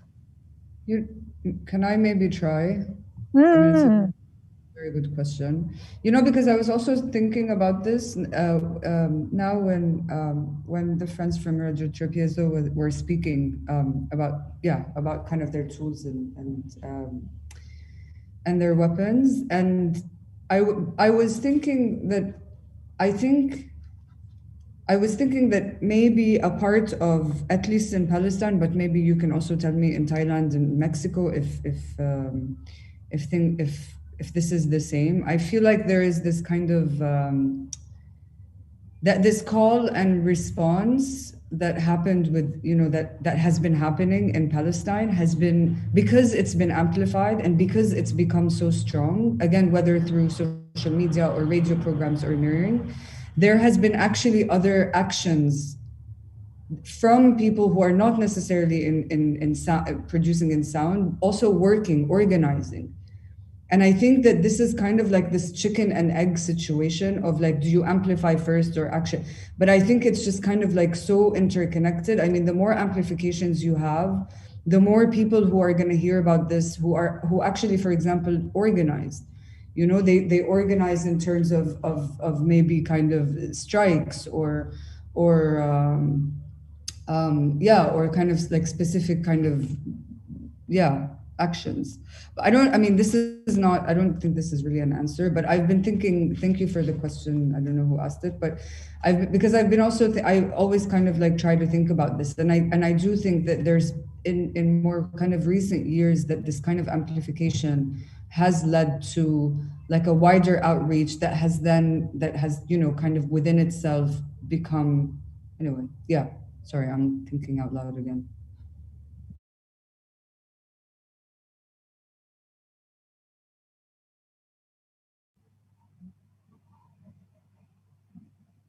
Gina?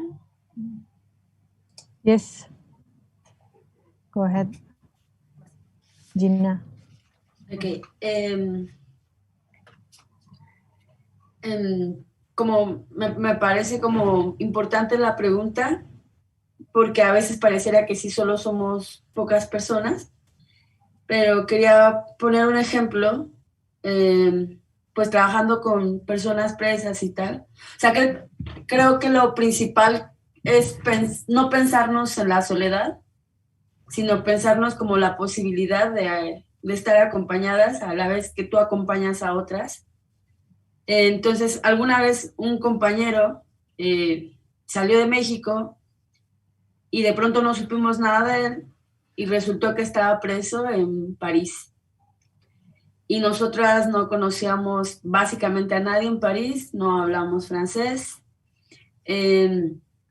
y faltó hacer solamente como jalar de una red que ya existe, que es esta en la que no estamos solas, para encontrar a este compañero, saber dónde estaba, buscar una conversación con sus abogados y con la red de solidaridad que ya estaba ahí.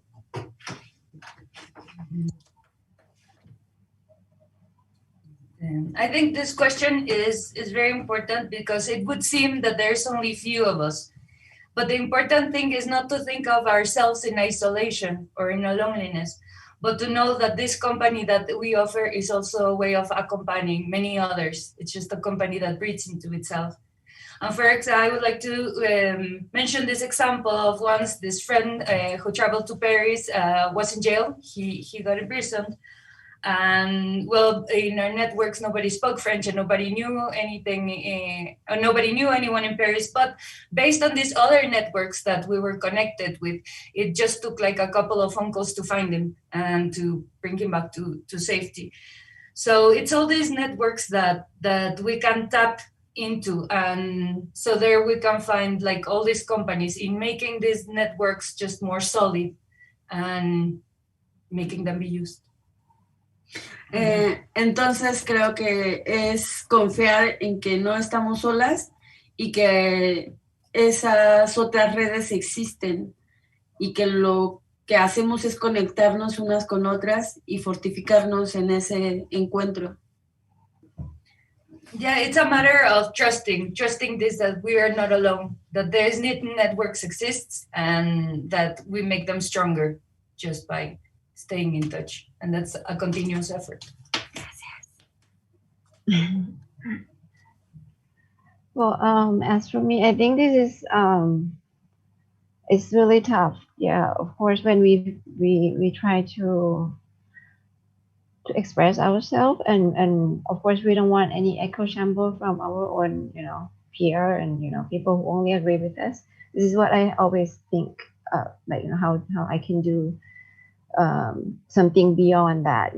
That's why I travel all the time. Like I try to reach out to other people as much as I can, but I don't really believe about trying to change people through showing them or talking to them, trying to do exhibition and then show them that this is a good exhibition and could change their mind because our idea is correct and better than them. But this past like maybe more than 5 years that I have been traveling a lot more, especially to the Deep South and to Northeastern, that people in Bangkok and people in other regions believe that those of how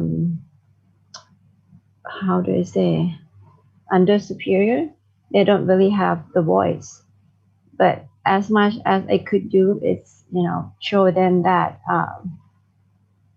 they do have the voice throughout this collaborating, throughout the works that they have done, the works that we have collectively researched together, show it in the festival, and that they could join and do something in response or sharing with each other. I think repeatedly doing that and then showing to people on my social media friends or even people around the world that I have worked with, I think that could probably open up the mind of the people who think differently and open their mind to rethink about maybe what they have perceived about people in the Deep South who are accused as terrorists and as a scary place to go. And one day they kind of like think that maybe it's not too scary, and they think that maybe Muslims are not like as how do you say I don't know how to say it. It's more like Thai people don't really consider people in the Deep South like Buddhists, and they don't consider people in the Deep South Thai, right? So that's why they are kind of like don't accept them that much. But the more I do it, the more I show them the works, or the more I I think they're kind of like it's not easy. I think they kind of accept more and more that they have potential. People in the deep south will have same potential as other people, like in other regions in Thailand. I don't know if I answered the question, but this is yeah. It's also a tough question for me not to echo chamber with myself. Right. Yes, thanks, Paul. Yeah, I guess we are the conversation so far. Maybe we don't have the direct solutions on how to not do echo chamber, or how to go beyond sameness or circle, but also, as Gina said, like each relation is a bridge to another, that we are in company with each other. And I think the keep trying, it's always a good tactic to insist and persist. So I hope that answer the questions of Murph. That's from Murph. So I want to remind myself and us here that we are 2 hours, 20 minutes. I mean, the conversation has been that long, and maybe it feels also so short. And hope that this building of conversations, of trust, of relation won't stop in this moment or this event only. Maybe before closing, I want to invite Rimpo and Gina, Andre, and Juan, maybe to share closing remark, or what your take from our 2 hours, 20 minutes conversations. Short sentence, or maybe 2 sentences you want to share with us to close. Who wants to go first? Okay, let's do. I actually was telling Murph that personally, as much as I have done this kind of work, I don't really believe in solidarity anymore. I don't know why, but I just believe in doing more and more, in fighting and having people bridge between each other. And because I really hate myself to be Bangkokian, so that's why I try to work with other people in other regions more and more, and have them empower as much as possible.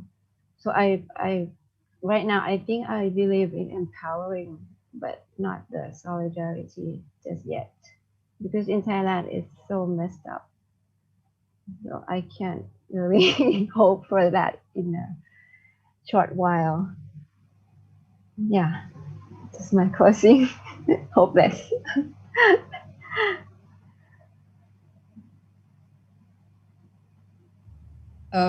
Maybe I can go.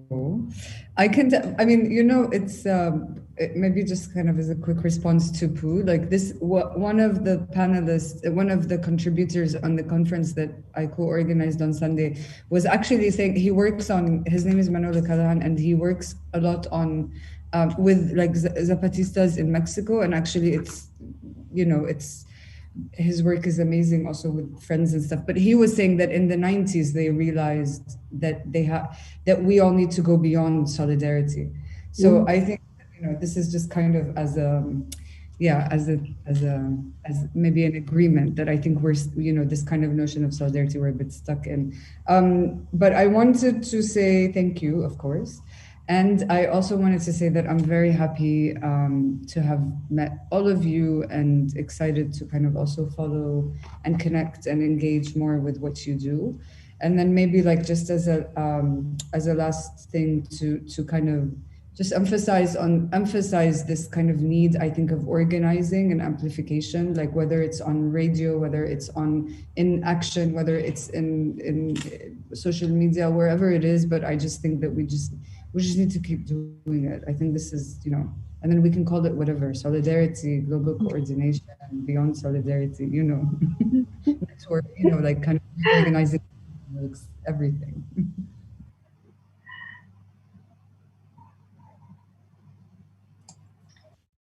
Yeah, I'd like to share a remark I heard not so long ago from a trans activist, where she said that we should leave aside the romantic notion that we will all be marching together, holding hands.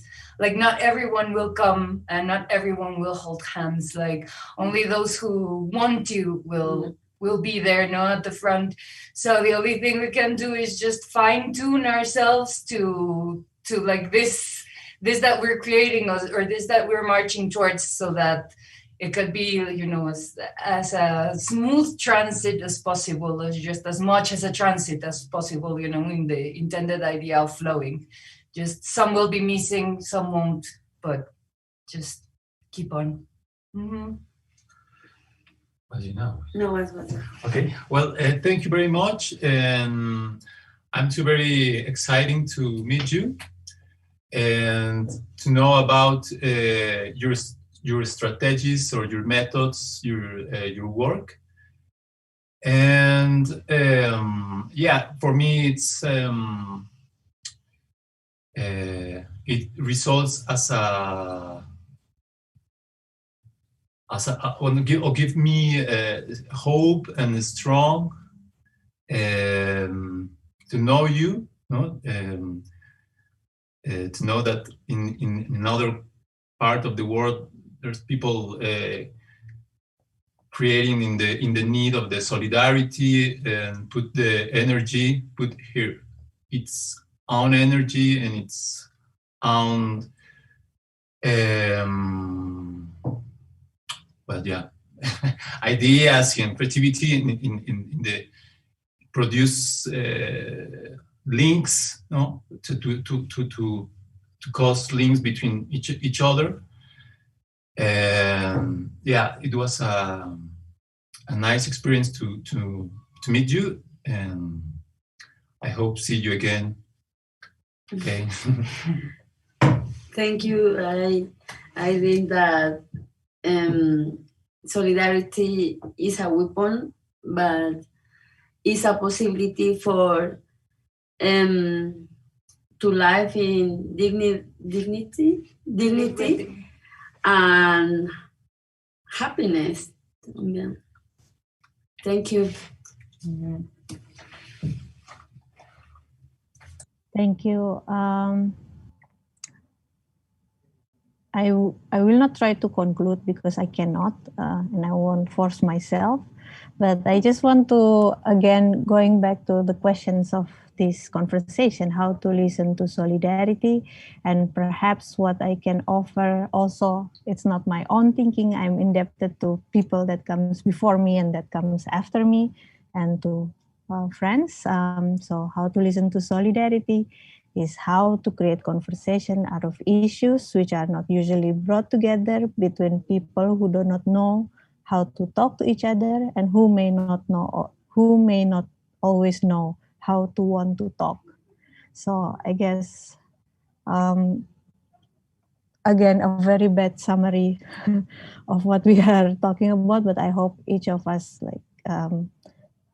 closing our applications or this Zoom with something to bring into the field, the ground, and locations that we've been working on. I'm passing the screen to Murph if there's anything you want to say, because you open, and meaning that you're also closing this. Yes. Anyway, thank you so much for this conversation. I hope this is one of many conversations that we will continue to all have. It was a privilege to have all of you here, and thank you for taking your time amidst your different time zones for this. I really appreciated you sharing the different experiences and the tools and also the heartbreak of solidarity fatigue and how to go beyond this possibly by inspiring each other and to use different terms, our own terms. So thank you everyone. And this concludes our conversation. This particular session of Gather, Share, Evolve. Thank you for moderating this tricky panel, Dina, and Radio Tropiezo, Reeve, and Pooh for joining us. Thank you also to the team who've been working silently in the back, the Goethe Institute team, Rangi and Maya, and our social media coordinator, Reza, and to our other partners, Yes No Club, Play Freely, Black Kaji, CTM, and Goethe Institute, and of course, my colleagues in Wasak.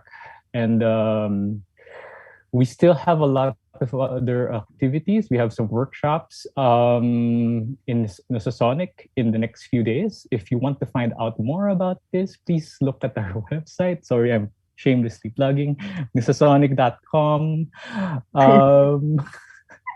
We have, and please check the links of our different panelists. We'll share the links below in this archive conversation on YouTube. And let's keep listening and making noise. Thank you and have a good day. Bye bye, guys.